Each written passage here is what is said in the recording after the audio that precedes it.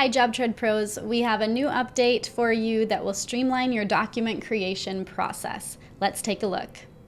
When you're in JobTread, when you open up maybe a new document, you're creating a brand new one, you're going to then choose the document type. So right now we'll choose bid request.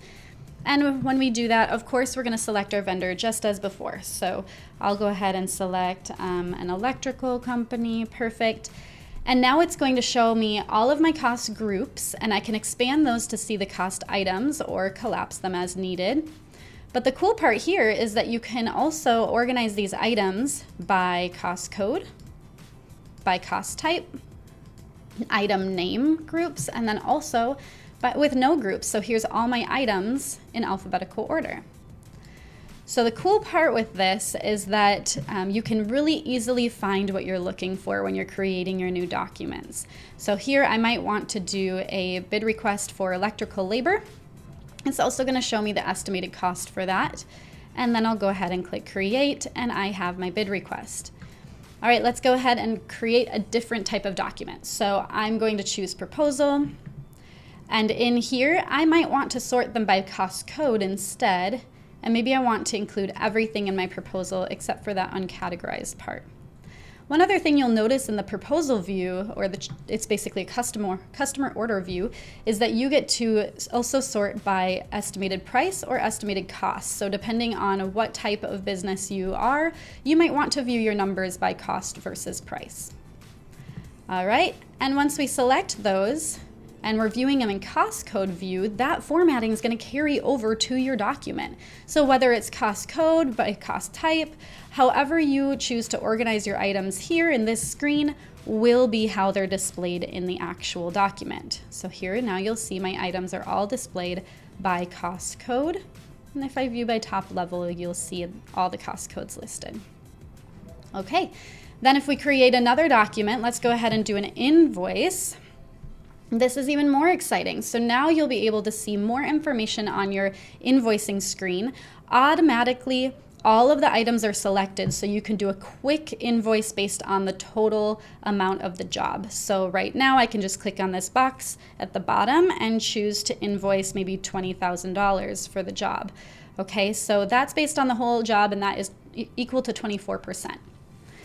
Now I can always choose to use this reset button on the bottom left, and that will reset everything to the initial numbers, which are based on the amount that's already been invoiced. And I can then also deselect all the items, and then maybe I want to sort by cost code and just invoice maybe for the first two phases of the job. I can do that. I'm just selecting those particular groups. I can also select, a different percentage amount, maybe 50%. And then I can even expand those and get even more granular on each item within that group for how much I want to how much I want to invoice, and then I can create the invoice from there. So this again gives you more opportunity to specify your invoicing amounts before creating the actual document. Let's head back and we'll create a quick vendor order. So if I choose purchase order, now I'm going to choose to type in my electric company again. Now you'll see if there are any purchase orders or vendor orders that have already been created for that particular vendor, it will show up on this list so you don't accidentally duplicate your work, and you can keep track of where all your vendor orders are for each of your vendors.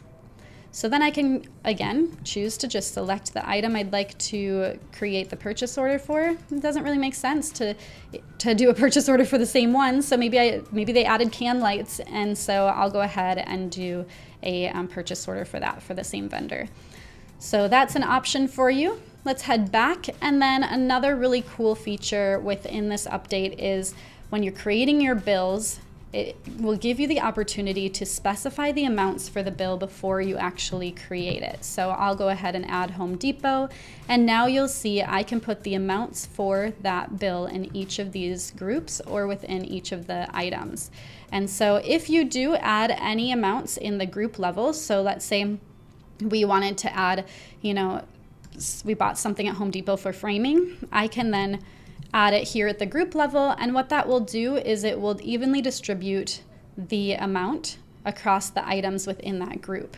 So this could be really helpful. Let's reset that. If we wanted to view by cost type maybe, and we just wanted to log materials that were purchased in general, that could be really helpful. Or if we wanted to group by cost code, and we just wanted to maybe put a certain amount in like the plumbing code, right? So this also gives you the ability to add in, let's say we bought some stuff in a couple different cost codes from Home Depot, so I can put all of those amounts in each of these areas or each of these groups, and then I can create it.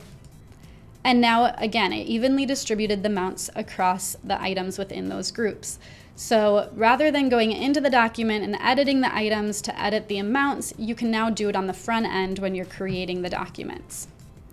Let's also choose vendor bill right here. We'll choose a particular vendor, and you have the ability now to create your bills based on the vendor orders right here, just by sorting and selecting the vendor orders that you'd like to convert into vendor bills.